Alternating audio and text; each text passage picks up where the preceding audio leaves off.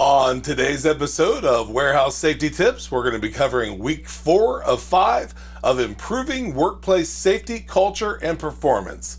So stay tuned. Welcome to Warehouse Safety Tips. If you're a seasoned vodcast viewer, this vodcast is going to be different from most that you watch. It's based around exactly what the name implies, Warehouse Safety Tips. And since the people in this industry are busy, we know that time is money, so each episode will be as short and to the point as possible. And now, with all that out of the way, let's get to the vodcast. For week 5 of improving workplace safety, culture, and performance, we're going to be covering 5 tips that are going to help you do just that. These tips are starting to bleed together because they're just that important to reinforce all the tips that are going to sound the same, but are going to be things that you want to follow at all times. So let's get started. Number 1, make sure that you have open communication. That can be in the form of having pre-work meetings, the kind of stuff that you would do prior to a shift, like you would do calisthenics or something like that. Cover new signage, cover new ideas, ask for input, and just make sure that you keep an open communication with all of your staff on anything that has to do with safety.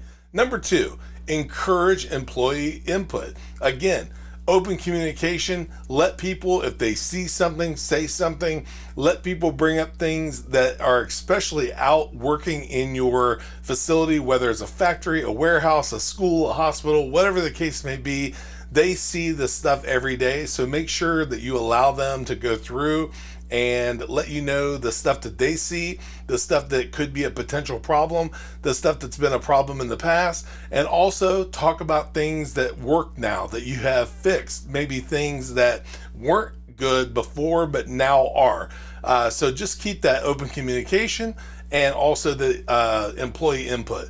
The next thing is going to be recognizing safe behavior. If people have done just that, if they've went through and implemented new safety procedures, or if they've brought something forth that has made a major impact on the safety of your facility, make sure that you let those people know, thank them, encourage them to keep doing that. It's going to be something that is always going to benefit you. The other thing is, number 4, provide ongoing safety education.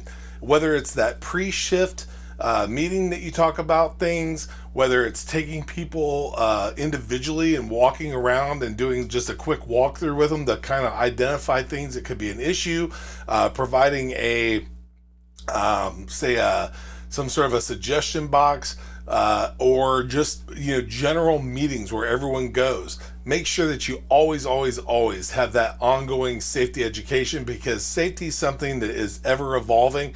There's always going to be new things that you can recognize, and if nothing else, there's always going to be things that you can just reinforce, that are things like PPE or lockout, tag out, just the things that are always present in safety, but just make sure that you're always talking about them. And last but not least, lead by example. Whether you're management or staff, it doesn't matter. Make sure that you're always doing what's right. Don't do it because someone's watching. Do it because it's for your safety. We talk about this all the time, but it's something that is so important to make sure that you always are using safety, especially things like PPE, the before mentioned lockout, tag out, safety inspections, all the things that are suggested and enforced at your facility, because they're there for a reason. Again, not because someone's watching, but because we want to make sure that you stay safe.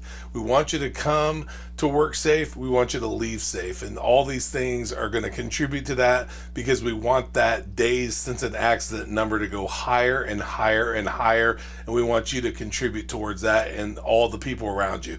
So these are 5 steps that are going to help you. By no means the end all be all of steps. Make sure you follow the rules and regulations of your specific facility, but these are going to be a great place to start. So until next time, thank you for being part of another episode of Warehouse Safety Tips. Until we talk to you next time, have a great day, stay safe, and here's a word from one of our sponsors. It's scientifically unexplainable. It's virtually indestructible. And it's taking over the entire planet. But in a really good way. It's Mighty Line Floor Tape, the most durable floor tape in the world. 7 times thicker than average floor tape, beveled to endure pounding warehouse traffic, and backed with a super strong peel and stick adhesive, so you'll never have to worry about painting shop floors again. Mighty Line Floor Tape, the only durable stripe.